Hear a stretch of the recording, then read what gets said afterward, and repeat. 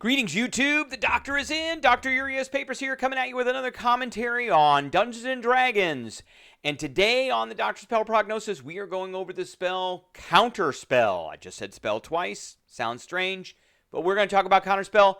But first, don't forget to hit that subscribe button. If you like this video, hit the like button. And if you have any questions or comments, please leave a question or comment. All right, we are giving this spell an A+. There's one reason why I am not giving it an S.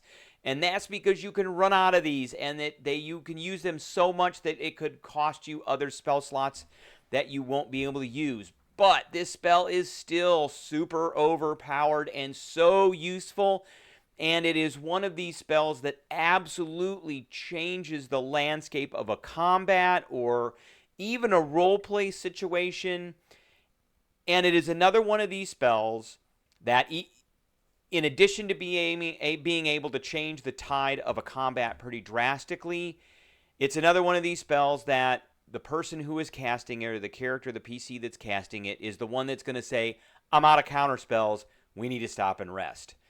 So obviously, and everybody in the party is going to go, oh, that's bad, no more counter spells, we better rest, because we need that, because everybody can see the utility in this spell. And you really see the utility in this spell when it gets cast and everybody is saved, because the spell that was going to take effect was going to blast a member of the party and kill them, and then this takes it out. So this is a third level spell. Third level. It's only third level. It is usable by sorcerers, warlocks, wizards, Oath of Redemption paladins, and Oath of the Watcher paladins. So there are some paladins that can use this spell. But mainly, and I can't believe that this is not usable by bards, but bards can get it with some of their secrets that they get. Again, but I cannot believe that the bards don't have this on their list, because it should be on their list. It should be something that's core to their kit. So, it is a reaction.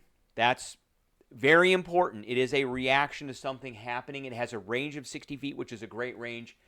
Only a somatic component, which you take when you see the creature within 60 feet of you casting a spell. So, and it's abjuration magic. So you abjuration wizards, we're going to talk about that. So pay attention, because when you cast this as an abjuration wizards, which you will be casting, stuff will happen. So you attempt to interrupt a creature in the process of casting a spell. If the creature is casting a spell of third level or lower, fireballs and lightning bolts, beware. Its spell fails and has no effect. If it is casting a fourth level or higher spell, you have to make a ability check using your spell casting ability. The DC, so that would be if you're a wizard, it's intelligence. If you're a sorcerer, it's charisma. So you roll a D20, you add your spell casting modifier, and you add your proficiency bonus, and you go. So the DC is 10 plus the spell's level. So if it's a fourth level spell, it's a DC 14. I mean, if you've got a high enough charisma or intelligence, you should be able to make that pretty easily. So, and the spell fails and has no effect if you meet the muster for the DC of the check itself. Now, at higher levels, so this spell gets even better because you can upcast it.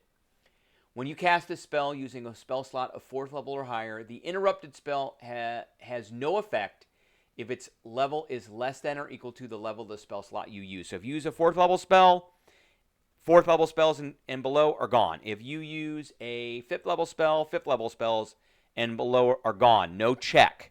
There is no check. So there is all of that. So these power word kills, you can get rid of a power word kill by just casting this at third level. And that will stop. Power word kill a lot of times will kill someone, literally kill someone, whereas you can counterspell this. This spell gets used so much by my players in my games because of its utility and usefulness, and it just stops enemies in their tracks from casting that big giant spell that is going to wipe the party out. Cloud kills, fireballs, lightning bolts, chain lightnings, Steel Wind Strike, that's a bad one. That's a really nasty one. So when it happens, and you don't have to know what the spell is, you just cast this and it gets countered. And it's that simple.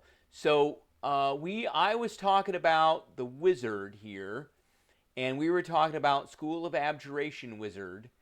So at second level, you weave magic of protection around yourself. When you cast an abjuration spell of first level or higher, you can simultaneously use a strand of the spell's magic to create a magical ward on yourself that lasts until you finish a long rest. The ward has a hit point maximum equal to twice your wizard level plus your intelligence modifier. And whenever you take damage, so this is not temporary hit points, by the way. These are not temporary hit points. It is just a ward. You can have temporary hit points on top of this, too. So if you were to be an abjuration and, say, a artillerist alchemist, then you could have temporary hit points from your little artillery piece. And you could have this. While the ward has 0 hit points, it can absorb damage, but its magic remains. Whenever you cast an abjuration spell of first level or higher, the ward regains a number of hit points equal to twice the level of the spell. When you cast counter spell, you immediately get 6 points if you cast it at third level, or more if you're casting it at higher levels. So, and then starting at 6th level, when a creature you can see within their takes damage, you can use your action to cause your arcane ward to absorb that damage. There you go, 30 feet. I mean, that ability, because this is an abjuration spell, just makes it better. All right, that's what I got for everybody today. I appreciate everybody tuning in, and I will catch everybody later.